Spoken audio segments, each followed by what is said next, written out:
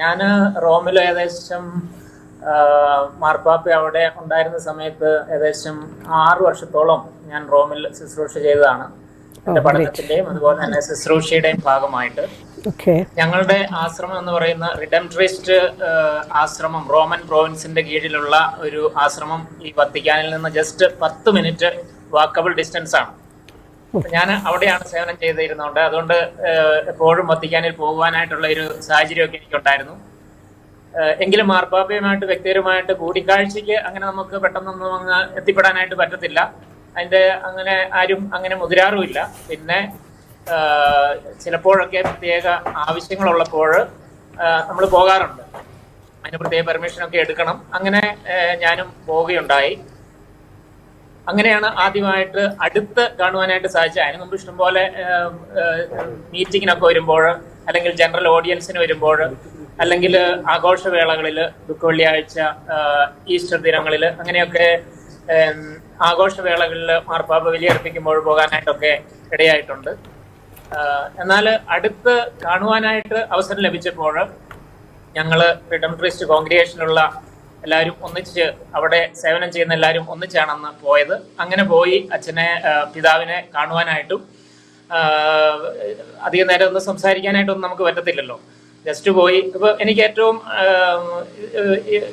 അട്രാക്റ്റീവായിട്ടും അതുപോലെ തന്നെ എടുത്തു പറയത്തക്കതായിട്ട് തോന്നിയത് പരിശുദ്ധ പിതാവിന്റെ സമീപനമാണ്. ഓരോരുത്തരോടും വളരെ പേഴ്സണലായിട്ട് വർത്തമാനം പറയുവാനും അതുപോലെ തന്നെ ചിരിച്ചുകൊണ്ട് പുഞ്ചിരിച്ചുകൊണ്ട് എല്ലാവരെയും സ്വീകരിക്കുവാനുമായിട്ടുള്ള ഒരു മനസ്സ് അദ്ദേഹം എപ്പോഴും കാണിച്ചിരുന്നു. അത് കൊച്ചുകുട്ടികളാണെങ്കിലും പ്രായമായവരാണെങ്കിലും ആരാണെങ്കിലും അതുപോലെ ഒരു ചൈതന്യത്തോടു കൂടി എല്ലാവരെയും ഉൾക്കൊള്ളുവാനായിട്ട് പിതാവിന് സാധിച്ചു.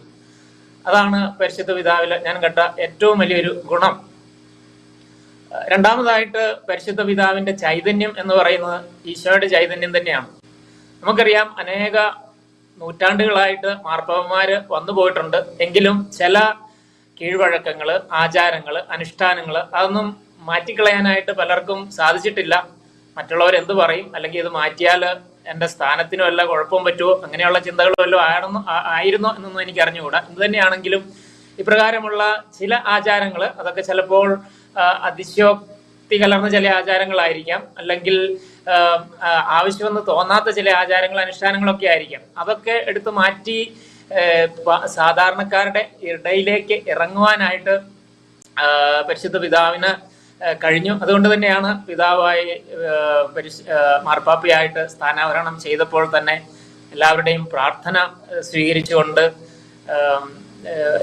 ഉടൻ തന്നെ പിന്നീട് ആ ദിവസങ്ങളിൽ തന്നെ ചുമന്ന ഷൂസ് ധരിക്കുകയില്ല.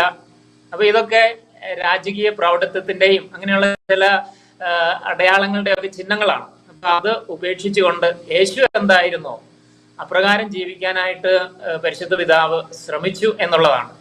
അതുകൊണ്ടാണ് ഒത്തിരിയേറെ നവീകരണങ്ങൾ സഭയിൽ ഉണ്ടായത്. പരിശുദ്ധ പിതാവ് പല നവീകരണങ്ങളും നടത്തി. അപ്പോൾ ചിലതൊക്കെ ക്രിറ്റിസിസത്തിന് വരെ കാരണമായി എന്നുള്ളത് സത്യമാണ്. പക്ഷെ എന്തുകൊണ്ട് ക്രിറ്റിസിസം? അപ്പോൾ ക്രിറ്റിസിസം, ഒരാളെ ക്രിട്ടിസൈസ് ചെയ്യുമ്പോൾ നമ്മൾ ചിന്തിക്കേണ്ടത് അയാളെ ക്രിട്ടിസൈസ് ചെയ്യേണ്ട, ആ വ്യക്തിയെ ക്രിട്ടിസൈസ് ചെയ്യാനായിട്ട് എന്താണുള്ളത്. പരിശുദ്ധ പിതാവിനെ ക്രിട്ടിസൈസ് ചെയ്യുമ്പോൾ പരിശുദ്ധ പിതാവ് യേശുവിന്റെ ചൈതന്യത്തിന് എതിരായിട്ടാണോ എന്തെങ്കിലും സംസാരിച്ചത്? അങ്ങനെയാണെങ്കിൽ ക്രിട്ടിസൈസ് ചെയ്യാം. പക്ഷെ അങ്ങനെയല്ല. അതാണ് പരിശുദ്ധ പിതാവിനെ മറ്റുള്ള എല്ലാവരിൽ നിന്നും ഒരു പിടി മുന്നിൽ നിർത്തുന്നത്. കാരണം യേശുവിന്റെ ചൈതന്യം എന്താണ്? അത് ദാരിദ്ര്യത്തിന്റെ ചൈതന്യം, അനുസരണത്തിന്റെ ചൈതന്യം, അതുപോലെ തന്നെ എളിമയുടെ ചൈതന്യം. ഇതെല്ലാം പരിശുദ്ധ പിതാവ് സ്വന്തം ജീവിതത്തില് ഉൾക്കൊള്ളുവാനായിട്ടും ജീവിതത്തിൽ അത് പ്രാവർത്തികമാക്കാനായിട്ടും പരിശ്രമിച്ചു എന്നുള്ളതാണ്. അങ്ങനെ വളരെ ആളുകളുടെ ഇടയിലേക്ക് ഇറങ്ങിച്ചെന്നുകൊണ്ട് അവരുടെ ജീവിതത്തെ സ്പർശിക്കുവാനായിട്ട് പരിശുദ്ധ പിതാവിന് സാധിച്ചു എന്നുള്ളതാണ്. പരിശുദ്ധ പിതാവ് എവിടെയെങ്കിലുമൊക്കെ സന്ദർശനത്തിന് പോകുമ്പോഴാണെങ്കിലും അപ്രതീക്ഷിതമായിട്ടൊരു സന്ദർശനം അവർക്ക് നൽകുന്നത്, അതൊക്കെ പലപ്പോഴും ഒരു ഭരണാധികാരി എന്ന നിലയിൽ, ഒരു രാജ്യത്തിന്റെ അധിപൻ എന്ന നിലയിൽ പോലും അതൊക്കെ പലപ്പോഴും വിലക്കിയിട്ടുള്ളതാണ്. എങ്കിൽ പോലും ഉദാഹരണത്തിന് ഒൾജാത്ത എന്ന് പറയുന്ന സ്ഥലത്ത് പരിശുദ്ധ പിതാവ് ഒരു ദിവസം പോയപ്പോൾ പെട്ടെന്ന് ഒരു വീട്ടിലേക്ക് കയറി ചെല്ലുകയാണ്. അപ്പോൾ അവർക്ക് ഭയങ്കര അതിശയമായിട്ട് തോന്നി. അത് ഒരു വീട്ടിൽ ചെന്നിട്ട് ചോദിക്കുകയാണ്, ക്യാൻ ഐ എൻ്റർ, എനിക്ക് പോസോ എൻട്രാരെ, എനിക്ക് അത് ഇറ്റാലിയനിലാണ് പറഞ്ഞത്, പോസോ എൻട്രാരെ, എനിക്ക് അകത്തേക്ക് വരാനായിട്ട്, വീടിന്റെ അകത്തേക്ക് വരാൻ സാധിക്കുമോ എന്ന് പെർമിഷൻ ചോദിക്കുകയാണ് ഒരു വീട്ടിൽ ചെന്നിട്ട് പരിശുദ്ധ പിതാവ്. അപ്പൊ അത്രമാത്രം എളിമയോടുകൂടി ജീവിതത്തെ കാണുകയും അത് പ്രാവർത്തികമാക്കുകയും ചെയ്ത വ്യക്തിയാണ് പരിശുദ്ധ പിതാവ്. അപ്പൊ ചുരുക്കി പറഞ്ഞു കഴിഞ്ഞാൽ ക്രിസ്തുവിന്റെ ചൈതന്യം എന്തായിരുന്നോ ആ ചൈതന്യം സഭയിൽ കൊണ്ടുവരുവാനും സ്വന്തം ജീവിതത്തിൽ കാണിച്ചു കൊടുക്കുവാനും പരിശുദ്ധ പിതാവിന് സാധിച്ചു എന്നുള്ളത് തന്നെയാണ് അദ്ദേഹത്തിന്റെ ഏറ്റവും വലിയ മഹിമ. ക്രിസ്തുവിന്റെ ചൈതന്യം നഷ്ടപ്പെടുന്ന അവസരത്തിൽ ഒരുപക്ഷെ നമ്മളൊക്കെ പ്രാധാന്യം കൊടുക്കുന്നത് സ്ഥാനങ്ങൾക്കും മാനങ്ങൾക്കും അല്ലെങ്കിൽ ചില ആചാരങ്ങൾക്കും അനുഷ്ഠാനങ്ങൾക്കും ചില സിംബലിസത്തിനും അതുപോലെ തന്നെ പണത്തിനും അല്ലെങ്കിൽ മറ്റു പലതിനും ഒക്കെ ആയിരിക്കാം, അല്ലെങ്കിൽ വസ്തുക്കൾക്കും ഒക്കെ ആയിരിക്കാം. പക്ഷെ പരിശുദ്ധ പിതാവ് അങ്ങനെ ആയിരുന്നില്ല. അതുകൊണ്ട് തന്നെയാണ് അദ്ദേഹം കസ്തൽ ഗണ്ടൽഫോ എന്ന് പറയുന്ന ഒരു സ്ഥലമുണ്ട്. അത് പിതാക്കന്മാര്, പരിശുദ്ധ മാർപ്പാപ്പമാര് വേനൽക്കാലത്ത് പോയി താമസിച്ചിരുന്ന സ്ഥലമാണ്. ആ വേനൽക്കാല വസതിയിലേക്ക് പരിശുദ്ധ പിതാവ് പോയിട്ടില്ല അവിടെ. കാരണം എനിക്ക് താമസിക്കാനായിട്ട് വേറൊരു മുറിയുണ്ട്, നല്ലൊരു മുറി, ഇവിടെ ഒരു സ്ഥലമുണ്ട്, പിന്നെ ഞാൻ എന്തിനും ഒരു വേനൽക്കാലത്തേക്ക് അവിടെ പോയി അവിടെ താമസിക്കണം, അത്രമാത്രം ഒരു ആർഭാടത്തിൽ അല്ലെങ്കിൽ ആഡംബരത്തിൽ ഞാൻ ജീവിക്കണോ എന്ന് ചിന്തിച്ചുകൊണ്ട് തന്നെയാണ് അദ്ദേഹം അങ്ങോട്ട് പോകാതിരുന്നത്. അപ്പൊ അതൊക്കെ വലിയ മാതൃകകളാണ്. അതുകൊണ്ട് നമുക്ക് ലോകത്തിനായിട്ട് വലിയ സന്ദേശം നൽകിക്കൊണ്ടാണ് പരിശുദ്ധ പിതാവ് കടന്നു പോകുന്നത്. അതുകൊണ്ട് എളിമയുടെയും സ്നേഹത്തിന്റെയും ദാരിദ്ര്യത്തിന്റെയും ഒക്കെ വലിയ സന്ദേശം അത് ജീവിതത്തിൽ പ്രാവർത്തികമാക്കി, എന്താണോ അദ്ദേഹം പറഞ്ഞത് അത് പ്രാവർത്തികമാക്കി സ്വന്തം ജീവിതത്തില്. അതുകൊണ്ട് യേശുവിന്റെ ആ ചൈതന്യം അത് സഭയിൽ കൊണ്ടുവരാനായിട്ടാണ് അദ്ദേഹം പരിശ്രമിച്ചത്. പക്ഷേ ചിലപ്പോഴൊക്കെ യേശുവിന്റെ ചൈതന്യത്തിനകത്ത് ചിലതൊക്കെ സംസാരിക്കുമ്പോൾ ആളുകൾ ക്രിട്ടിസൈസ് ചെയ്ത്, കാരണം ഇതുവരെ അവർ കണ്ടിട്ടുള്ളത് മറ്റൊരു ചൈതന്യം അല്ലെങ്കിൽ മറ്റേതെങ്കിലും രീതിയിലുള്ള സംസാരമൊക്കെ ആയിരിക്കാം. അപ്പൊ അതിന് വിരുദ്ധമായിട്ട് ഇദ്ദേഹം സംസാരിക്കുമ്പോൾ അത് ക്രിട്ടിസിസത്തിന് വിധേയമായി. പക്ഷേ ഞാൻ ആ തുടക്കത്തിൽ പറഞ്ഞതുപോലെ ഒരു വ്യക്തിയെ ക്രിട്ടിസൈസ് ചെയ്യുമ്പോൾ അദ്ദേഹം പറയുന്നത് യേശുവിന്റെ ചൈതന്യത്തിന് അല്ലെങ്കിൽ സുവിശേഷത്തിന്റെ ചൈതന്യത്തിന് നിരക്കാത്തത് ആണെങ്കിൽ മാത്രം ക്രിട്ടിസൈസ് ചെയ്താൽ മതിയല്ലോ. പക്ഷേ ഇദ്ദേഹം അങ്ങനെ തന്നെയാണ് ചെയ്തത്. അങ്ങനെ ഒരു താരകമായിട്ട് ശോഭിക്കുന്ന ഒരു ലൈറ്റായിട്ട്, ഒരു ദീപസ്തംഭമായിട്ട്, ഒരു നക്ഷത്രമായിട്ട് അദ്ദേഹം ഈ സഭയിൽ ഉണ്ടായിരുന്നു. നമ്മുടെ സഭയെ നയിച്ചു. അദ്ദേഹം അച്ഛൻ നമ്മളോട് പറയുന്നത് 6 വർഷത്തോളം റോമിൽ പഠിക്കാനും ശുശ്രൂഷ ചെയ്യാനും ഒക്കെ സാധിച്ച സ്വന്തം അനുഭവത്തിൻ്റെ വെളിച്ചത്തിൽ 3 കാര്യങ്ങളാണ് അച്ഛൻ അടിവരയിട്ട് നമ്മളോട് പറയുന്നത്. ഒന്ന്, ഫ്രാൻസിസ് മാർപ്പാപ്പയുടെ സമീപനം; 2, ചൈതന്യം; 3, എളിമ. ഇത് 3 കാര്യങ്ങളും ഒരു ഭരണാധികാരി, റോമിൻ്റെ ഭരണാധികാരിക്കപ്പുറം ആഗോള കത്തോലിക്ക സഭയുടെ മഹായിടയൻ എത്രത്തോളം ലളിതമായി തൻ്റെ ചൈതന്യം, ക്രിസ്തുവിൻ്റെ ചൈതന്യം എല്ലാവരിലേക്കും പ്രസരിപ്പിച്ചു എന്നതാണ് അച്ഛൻ പറഞ്ഞത്. അച്ഛൻ ഈ ഒരു പ്രത്യേക കോണ്ടെക്സ്റ്റിൽ എല്ലാവരും അതീവ ദുഃഖത്തിലായിരിക്കുന്ന, പ്രാർത്ഥനയിലായിരിക്കുന്ന ഈ സന്ദർഭത്തിൽ ഈ വേർപാടിനെ അച്ഛൻ എങ്ങനെ നോക്കിക്കാണുന്നു? വേർപാടിനെ ഞാൻ സാധാരണമായിട്ട് ഒരു പ്രകൃതിയുടെ ഒരു നിയമമാണല്ലോ മരണം എന്ന് പറയുന്നത്. അതുകൊണ്ട് നമുക്ക് ഒരു യങ് ആയിട്ട് ഒരു വ്യക്തി മരിച്ചു കഴിയുമ്പോൾ നമുക്ക് ചിലപ്പോൾ ഇച്ചിരി സങ്കടമൊക്കെ തോന്നാം. എന്നാൽ ഒരു 80 വയസ്സിന് ശേഷമൊക്കെ ഒരു വ്യക്തി ഇത്ര നാൾ ജീവിച്ചിരുന്നല്ലോ എന്നോർത്ത് നമ്മൾ സന്തോഷിക്കുക, നമ്മൾ മരിച്ച വ്യക്തിക്ക് വേണ്ടി പ്രാർത്ഥിക്കുക. അപ്പം വേർപാട് എങ്ങനെ നമ്മൾ എത്രമാത്രം ആഗ്രഹിച്ചാലും വേർപെടാനുള്ള ഒരു 4 ദിവസം വേർപെടും. അത് ചിലപ്പോൾ 80 വയസ്സാകാം, 85 ആകാം, 90 ആകാം, 100 ആകാം. അപ്പൊ ഇതൊക്കെ നമുക്ക് ബോണസ് ആയിട്ട് കിട്ടുന്ന വർഷങ്ങളാണ്. ഇനിയിപ്പം എല്ലാ മനുഷ്യരും ഇപ്പൊ every newborn child is old enough to die എന്നാണ് പറയുന്നത്. ഓരോ നവജാത ശിശുവും മരിക്കാൻ മാത്രം പ്രായമുള്ള വ്യക്തിയാണ്, അങ്ങനെയാണ് പറയുന്നത്. അപ്പൊ അച്ഛൻ പറഞ്ഞ ബോണസ് തമ്പുരാൻ നമുക്ക് തന്നു. നമ്മൾ പോളാറാമൻ മാർപ്പാപ്പ, saint John Paul II, Benedict 16 മാർപ്പാപ്പ, എഗെയിൻ ഫ്രാൻസിസ് മാർപ്പാപ്പ, നമ്മൾ ഈ ഒരു സീക്വൻസ്, ഈ സീരീസിനെ വെച്ച് നോക്കുമ്പോൾ സഭയെ പരിശുദ്ധാത്മാവ് നയിച്ചു. അതുകൊണ്ട് നമ്മൾ ഇന്നിപ്പോൾ ഇവിടെ എത്തി നിൽക്കുന്നു. വാട്ട് നെക്സ്റ്റ് അച്ഛൻ്റെ കാഴ്ചപ്പാടിൽ? ഓരോ കാലഘട്ടത്തിലും പരിശുദ്ധാത്മാവ് പല രീതിയിലും സഭയെ നയിക്കുന്നുണ്ട്, തീർച്ചയായിട്ടും നയിക്കുന്നുണ്ട്. അപ്പൊ ഓരോ വ്യക്തിക്കും ചില സിദ്ധികളുണ്ട്, ഓരോ വ്യക്തിക്കും. അപ്പം ഉദാഹരണത്തിന് ജോൺ പോൾ രണ്ടാമൻ മാർപ്പാപ്പ എന്ന് പറയുന്ന നല്ല ചിന്തകനായിരുന്നു, എഴുത്തുകാരനായിരുന്നു. അതുപോലെ തന്നെ നല്ല എളിമയും അതുപോലെ തന്നെ ആളുകളിലേക്ക് ഇറങ്ങിച്ചെല്ലുന്ന വ്യക്തിയായിരുന്നു അദ്ദേഹം. അപ്പം ജോൺ പോൾ രണ്ടാമൻ മാർപ്പാപ്പയെ കുറിച്ച് പറയുമ്പോൾ വിശുദ്ധി, വിശുദ്ധി അതുപോലെ വിശ്വാസം ഒക്കെ ഉണ്ടായിരുന്ന മനുഷ്യനായിരുന്നു. അപ്പൊ ബെനഡിക്റ്റ് പാപ്പായെ കുറിച്ച് പറയുമ്പോൾ ബെനഡിക്റ്റ് പാപ്പ വലിയൊരു ചിന്തകനായിരുന്നു, എഴുത്തുകാരനായിരുന്നു. അപ്പൊ ആ രീതിയിൽ എഴുതിക്കൊണ്ട് തത്വചിന്തകളിലൂടെയൊക്കെ സഭയെ നയിച്ച വ്യക്തിയാണ്.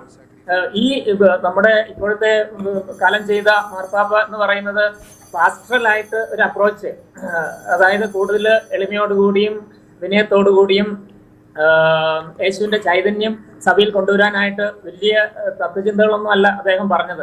സിമ്പിൾ ആയിട്ടുള്ള കാര്യങ്ങളാണ് പറഞ്ഞത്. അതായത് മനുഷ്യന് ആവശ്യമായ പ്രാക്ടിക്കലായിട്ട് നമ്മൾ ചെയ്യേണ്ട കാര്യങ്ങൾ ജീവിതത്തിൽ അതൊരു കൊച്ചു ഉപദേശം കൊടുത്തു കഴിയുമ്പോൾ പോലും അത് ഉദാഹരണത്തിന് വീടുകളിൽ മൊബൈൽ ഫോൺ കൊണ്ടുവരരുത് ഭക്ഷണം കഴിക്കുമ്പോൾ എന്ന് പറയുന്നത് അതൊക്കെ ഒരു കാറ്റഗിസത്തിന്റെ ഭാഗമായിട്ട് കൊടുക്കുന്ന കാര്യമാണ്. അതൊക്കെ ജീവിതത്തിൽ പ്രാക്ടിക്കലായിട്ട് നമ്മൾ പ്രാവർത്തികമാക്കേണ്ട കാര്യങ്ങളാണ്. അതൊക്കെ സിമ്പിൾ ആയിട്ടുള്ള കാര്യങ്ങളാണ്. അത് അങ്ങനെ കൊണ്ടുവന്നു. അപ്പോൾ വളരെ എളിമയോടുകൂടി ആ ദാരിദ്ര്യത്തിന്റെയും സേവനത്തിന്റെയും ഒക്കെ ചൈതന്യം കൊണ്ടുവരാനായിട്ട് ഈ മാർപ്പാപ്പയ്ക്ക് സാധിച്ചു. അത് വേറൊരു സിദ്ധിയാണ്. അപ്പോൾ ഈ സിദ്ധികൾ അച്ഛൻ പറഞ്ഞു വരുന്നത് ഓരോരുത്തർക്കും വ്യതിരക്തമായ, അച്ഛൻ പറഞ്ഞു വരുന്നത് ഓരോരുത്തർക്കും വ്യതിരക്തമായ യുണീക്ക് ക്വാളിറ്റീസ് ഉണ്ടായിരുന്നു എന്നുള്ളതാണ് അച്ഛൻ പറഞ്ഞു വരുന്നത്, അല്ലേ? എല്ലാവർക്കും ഉണ്ട്, എല്ലാ മാർപ്പാപ്പാർക്കും ഉണ്ട്. ഓക്കെ. അച്ഛൻ 6 വർഷം അവിടെ ആയിരുന്നപ്പോൾ ധാരാളം ജനറൽ ഓഡിയൻസ് അറ്റൻഡ് ചെയ്ത് കാണും, ബുധനാഴ്ച ഓഡിയൻസ്. ആ ഓഡിയൻസിന്റെ റെസ്പോൺസും ജനറൽ ഓഡിയൻസിന് പോകണമെന്നുള്ള ഒരു ക്രേസ് ഒന്നും ഇല്ല. പിന്നെ നമ്മൾ പത്രത്തിലൊക്കെ വായിക്കുന്ന ഓഡിയൻസിൽ കൊടുക്കുന്ന കാര്യങ്ങൾ നമുക്ക് വായിക്കാറുണ്ട്. എന്നാലും ഓഡിയൻസിനും പോകാറുണ്ട് ചിലപ്പോഴൊക്കെ. പ്രത്യേകിച്ച് വിസിറ്റേഴ്സ് ഒക്കെ റോം സന്ദർശിക്കാൻ വരുമ്പോൾ അവർ ഈ ഓഡിയൻസിന് പോകുന്നത് അവർക്കൊരു ഹരമാണല്ലോ. ആദ്യമായിട്ട് ഒരു ഓഡിയൻസിന് പോകും. അപ്പൊ അവരെ കൊണ്ടുപോകുന്നത് നമ്മുടെ കടമയാണ്, കൊണ്ടുപോകേണ്ടത്. എന്നിട്ട് ഡിറക്ഷൻ കൊടുക്കുന്നത്. അപ്പൊ അങ്ങനെ കൊണ്ടുപോകുന്ന സമയത്ത് അങ്ങനെ ആരെങ്കിലും ഒക്കെ വിസിറ്റേഴ്സ് ഒക്കെ വരുമ്പോൾ അറ്റൻഡ് ചെയ്യാറുണ്ട്. അല്ലാതെ ഒരു റിഡംബിസ്റ്റ് സഭ CSSR എന്നുള്ളത് ഒരു മിഷണറി കോൺഗ്രിഗേഷൻ ആണല്ലോ. ഒരു മിഷണറി സ്പാർക്ക് മാർപ്പാപ്പയിൽ നമ്മൾ ദർശിക്കുന്നുണ്ട്. എവിടെ പോയാലും ബാപ്റ്റൈസ്ഡ് ആൻഡ് സെൻഡ് ഫോർത്ത്, നമ്മൾ ജ്ഞാനസ്നാനം ചെയ്യപ്പെട്ട അയക്കപ്പെട്ടവരാണെന്നുള്ള ബോധ്യം. എത്രത്തോളം മാർപ്പാപ്പ തൻ്റെ മിഷണറി ചൈതന്യം മറ്റുള്ളവരിലേക്ക് എത്തിക്കാൻ ശ്രമിച്ചിട്ടുണ്ട്? മിഷണറി ചൈതന്യം എന്ന് പറയുന്നത് നമ്മൾ പണ്ടത്തെ ഒരു കാഴ്ചപ്പാടിൽ മിഷണറി ചൈതന്യം എന്ന് പറഞ്ഞാൽ നമ്മൾ പോയി എല്ലായിടത്തും പോയി ബാപ്റ്റിസം കൊടുക്കുക എന്നുള്ളതായിരുന്നു പണ്ടത്തെ ഒരു മിഷണറി കാഴ്ചപ്പാട്. ആ മിഷൻ എന്ന് പറയുന്നത് പോവുക, അല്ലെങ്കിൽ മാനസാന്തരപ്പെടുത്തുക, അവരെ മാമോദീസ മുക്കുക, അങ്ങനെ ഒരു കോൺസെപ്റ്റ് ആയിരുന്നു മിഷൻ എന്നുകൊണ്ട് ഉദ്ദേശിക്കുന്നത്. പക്ഷെ ഇന്ന് അങ്ങനത്തെ ഒരു കോൺസെപ്റ്റ് മാറിയിട്ടുണ്ട്. അങ്ങനെ പോയി എവിടെയെങ്കിലും പോയി അവരെ മാമോദീസ മുക്കുക എന്നുള്ളതല്ല, മറിച്ച് അവർക്ക് ക്രിസ്തുവിനെ കൊടുക്കുക എന്നുള്ളതാണ്. അവര് മാമോദീസ മുങ്ങോ ഇല്ലയോ എന്നുള്ളത് വേറെ, അത് ചിലപ്പോൾ മുങ്ങാം ചിലപ്പോൾ മുങ്ങാതിരിക്കാം. പക്ഷെ ക്രിസ്തുവിനെ കൊടുക്കുക, ക്രിസ്തുവിനെ കൊടുത്തു കഴിഞ്ഞിട്ട് ഈ ഫെയ്ത്ത് എന്ന് പറയുന്ന ഒരു ഗിഫ്റ്റ് ആണല്ലോ, ദൈവത്തിന് തന്നെ ഒരു ഗിഫ്റ്റ് ആണ്. അത് ചിലർ സ്വീകരിച്ചേക്കാം, ചിലർ സ്വീകരിക്കുന്നില്ലായിരിക്കും. പക്ഷെ ക്രിസ്തുവിനെ കൊടുക്കുക, ക്രിസ്തുവിന്റെ മൂല്യങ്ങൾ കൊടുക്കുക, ക്രിസ്തുവിന്റെ സന്ദേശം എത്തിക്കുക, അത് മാർപ്പാപ്പ കൃത്യമായിട്ട് പറഞ്ഞിട്ടുണ്ട്. നമ്മള് എന്റെ ദൗത്യം ക്രിസ്തുവിനെ കൊടുക്കുക എന്നുള്ളതാണ്. ക്രിസ്ത്യാനിയുടെ ദൗത്യം എന്ന് പറയുന്നത് ക്രിസ്തുവിനെ കൊടുക്കുക എന്നുള്ളതാണ്, വേറെ ഒന്നുമല്ല. ക്രിസ്തുവിനെ പ്രഘോഷിക്കുക, ക്രിസ്തുവിനെ കൊടുക്കുക. അപ്പൊ അതാണ് എല്ലാ മിഷണറിമാരും അതാണ് ചെയ്യേണ്ടത്, ക്രിസ്തുവിനെ കൊടുക്കുക. അതായത് ക്രിസ്തുവിന്റെ മൂല്യങ്ങളും ക്രിസ്തുവിന്റെ ചൈതന്യവും ക്രിസ്തുവിന്റെ ആത്മാവ് എന്താണോ നമ്മളോട് പറയുന്നത്, അല്ലെങ്കിൽ ക്രിസ്തു എങ്ങനെയാണോ പ്രവർത്തിച്ചത് അതുപോലെ നമ്മളും പ്രവർത്തിക്കുക. അതാണ് എല്ലാ മിഷണറിമാരും ചെയ്യുന്നത്. അവർക്ക് വീഴ്ചകൾ ഉണ്ടാകാം, എങ്കിലും അത് തന്നെയാണ് ചെയ്യുന്നത്. ഇതിനെ ഉൾക്കൊള്ളുമ്പോഴത്തേക്കും ക്രിസ്തുവിന്റെ മൂല്യങ്ങൾ ഏറ്റവും കൂടുതൽ പ്രദർശിപ്പിച്ച ഒരു വ്യക്തിത്വം ആണ് മാർപ്പാപ്പ. അതുകൊണ്ട് തന്നെ ക്രിസ്തുവിനെ കൊടുക്കുക എന്ന് പറയുമ്പോൾ മാർപ്പാപ്പയിൽ നമ്മൾ ദർശിച്ച ഈ സദ്ഗുണങ്ങൾ അതിൻ്റെ ഓരോ വ്യാപനമല്ലേ പ്രതീക്ഷിക്കുന്നത്? അത് തീർച്ചയായിട്ടും. അതായത് ക്രിസ്തുവിന്റെ മൂല്യങ്ങൾ എന്ന് പറഞ്ഞാൽ നമുക്കറിയാം, നമ്മള് യേശു പഠിപ്പിച്ച പല കാര്യങ്ങളുണ്ട്. ഉദാഹരണം മലയിലെ പ്രസംഗത്തിൽ അദ്ദേഹം ഒത്തിരി കാര്യം യേശുനാഥൻ ഒത്തിരി കാര്യങ്ങൾ പഠിപ്പിച്ചിട്ടുണ്ട്. എന്നാൽ നമ്മളൊരു സാധാരണ ഒരു ക്രൈസ്തവ ജീവിതത്തിലേക്ക്, ക്രിസ്ത്യാനികളുടെ ജീവിതത്തിലേക്ക് ഇറങ്ങി ചെന്ന് കഴിയുമ്പോഴത്തേനും ഒത്തിരി പേര് വളരെ വളരെ സീരിയസ് ആയിട്ട് യേശുവിന്റെ പഠനങ്ങളെ ഉൾക്കൊള്ളുന്നവരുണ്ട്. പ്രത്യേകിച്ച് ഒരു കർണത്തെ അടിക്കുന്നവന് മറ്റേ കർണം കൂടി കാണിച്ചു കൊടുക്കുക, അല്ലെങ്കിൽ ശത്രുക്കളെ സ്നേഹിക്കുക, അതുപോലെ തന്നെ മറ്റുള്ളവർ മോശമായിട്ട് സംസാരിക്കാതിരിക്കുക, അതായത് അവനെ ഘോഷ എന്ന് പോലും വിളിക്കാതിരിക്കുക, അങ്ങനെയുണ്ട്. എന്നാൽ ബാക്കി ഒത്തിരി ക്രിസ്ത്യാനികൾ എന്ന് പറയുന്നത് അവര് അവര് ശത്രുവിനെ ശത്രുവായിട്ട് കാണുന്ന ഒരു മനോഭാവം. ഓക്കെ, അവിടെ ശത്രുതയുണ്ട്, കലഹമുണ്ട്, അസൂയയുണ്ട്, ഭിന്നതയുണ്ട്, യൂണിറ്റി ഇല്ല. ഇതൊക്കെയാണ് സഭയിൽ ഇപ്പോഴും നടന്നുകൊണ്ടിരിക്കുന്നത്. ചെറിയ നിസ്സാരമായ കാര്യങ്ങൾ മതി, അത് യൂണിറ്റി ഇല്ലാത്ത അവസ്ഥ. അത് ക്രിസ്തുവിന്റെ ആത്മാവല്ല ഇതൊക്കെ. അപ്പൊ നമ്മൾ വിട്ടുവീഴ്ചയ്ക്കൊക്കെ തയ്യാറാകണം. നമ്മൾ വിട്ടുവീഴ്ചയ്ക്ക് തയ്യാറാകുന്നില്ലെങ്കിൽ, നമുക്ക് ക്ഷമിക്കാൻ സാധിക്കുന്നില്ലെങ്കിൽ, നമുക്ക് മറ്റുള്ളവരെ ഉൾക്കൊള്ളാനായിട്ട് സാധിക്കുന്നില്ലെങ്കിൽ അവിടെ ക്രിസ്തുവിന്റെ ചൈതന്യം ഇല്ല. അപ്പം അച്ഛൻ പറഞ്ഞു വരുന്നതിന്റെ പൊരുള് വളരെ വ്യക്തമാണ്.